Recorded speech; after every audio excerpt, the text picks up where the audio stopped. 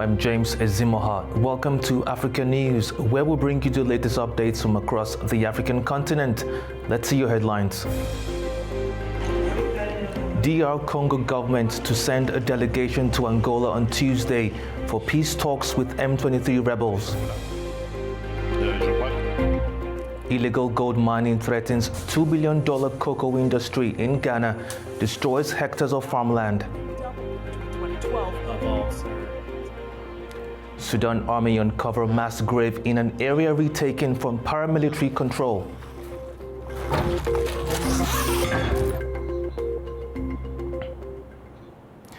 Thank you for joining us. We begin in the Democratic Republic of Congo, where a delegation is scheduled to arrive Angola on Tuesday for peace talks aimed at resolving the conflict with M23 rebels. This comes as pressure mounts on President Felix Tshisekedi to engage in negotiations.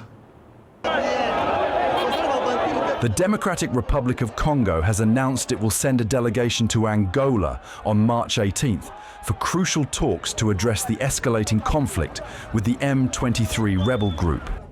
The Angolan government has been facilitating peace negotiations, including a proposed meeting between DRC and M23 leaders. President Tshisekedi, who previously ruled out dialogue with the rebels, is now under increasing pressure to consider talks after a series of military setbacks. Despite M23 acknowledging the invitation, it remains unclear whether the group will participate. The conflict has been exacerbated by Rwanda's alleged support for the rebels, although Rwanda denies the claims. As the DRC heads into these pivotal talks, the outcome of negotiations could shape the future of regional stability. With support from neighboring countries like Kenya and Angola, the DRC aims for a resolution to the conflict that has plagued Eastern Congo for decades. In Sudan, government forces have uncovered a mass grave in an area recently retaken from paramilitary control. Volunteers recovered bodies from a well, with forensic experts reporting signs of execution and brutal killings. The discovery adds to mounting evidence of atrocities in the nearly 2-year war. In a district near Khartoum, recently recaptured by Sudan's army, Red Crescent workers pulled 15 bodies from a well, some with gunshot wounds, others showing signs of being thrown in alive. The discovery comes as government forces advance into areas long held by the Rapid Support Forces, uncovering evidence of mass killings. Witnesses say armed men prevented locals from burying the victims, warning them at gunpoint to stay away. The RSF has not responded to the latest allegations, but has previously denied widespread abuse. A forensic expert on the scene described the injuries found on the victims recovered from the well. We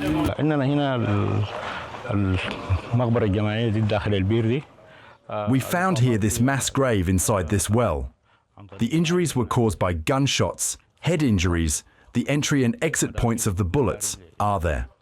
Some bodies' cause of death is bone fractures because of the fall, so they were throwing people into the well. We recovered 15 bodies. We found that in some areas people had their hands tied inside basements, here in Bari, then shot at in the head. A lot of things happened here, and horrific scenes. A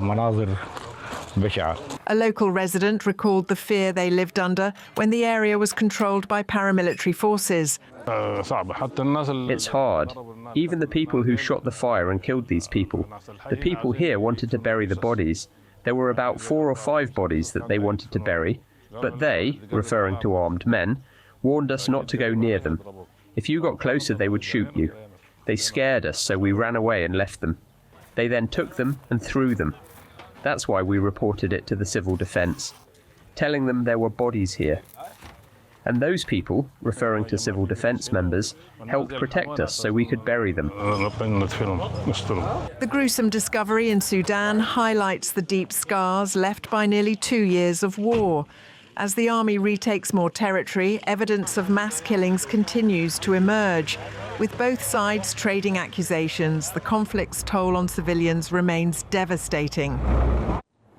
Still in Sudan, displaced women are finding hope through an initiative that combines skills training with psychological support. The Sobajo Center in Port Sudan, run by Rakeza Interactive, teaches women crafts like embroidery and pottery, helping them earn an income. Organizers say financial independence is a crucial step toward rebuilding their lives. Sudan's war has left millions displaced, with women bearing much of the burden. In Port Sudan, the Sabajo Centre offers a lifeline, providing a safe space and training in handicrafts to help women become financially independent. Organisers say the initiative is about more than income. It's about restoring dignity and hope. We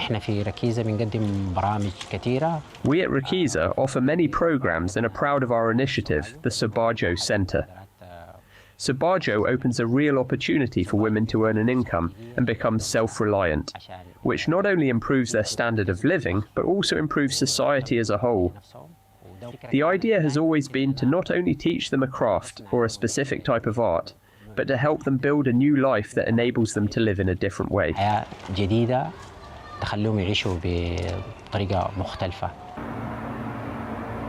One of the women at the centre says the programme has helped her regain a sense of purpose. We became psychologically better than before. Despair was clear on our faces. But now there is a new vital spirit in us after this organisation appeared to us with this work and rearranged our lives.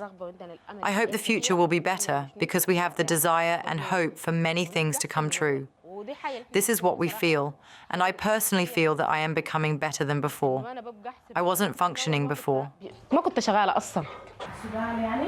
The Sabajo Centre is one of several projects helping displaced women regain stability amid Sudan's conflict. As war continues to disrupt lives, organisers say creating economic opportunities is crucial for long-term recovery. In West Africa, illegal gold mining is destroying cocoa farms in Ghana, threatening the country's $2 billion cocoa industry. Farmers and experts warn urgent action is needed to stop the damage. Ghana's cocoa production has dropped by half in 3 years, with illegal gold mining, known as Galamsey, blamed for the decline. Cocoa regulator Cocobod says more than 2/3 of farms in major cocoa regions have been affected. Toxic waste from mining has polluted water bodies, stunted crop growth, and driven farmers off their land. The government has launched a task force to crack down on illegal miners and restore damaged farmland. But farmers say they need stronger protections.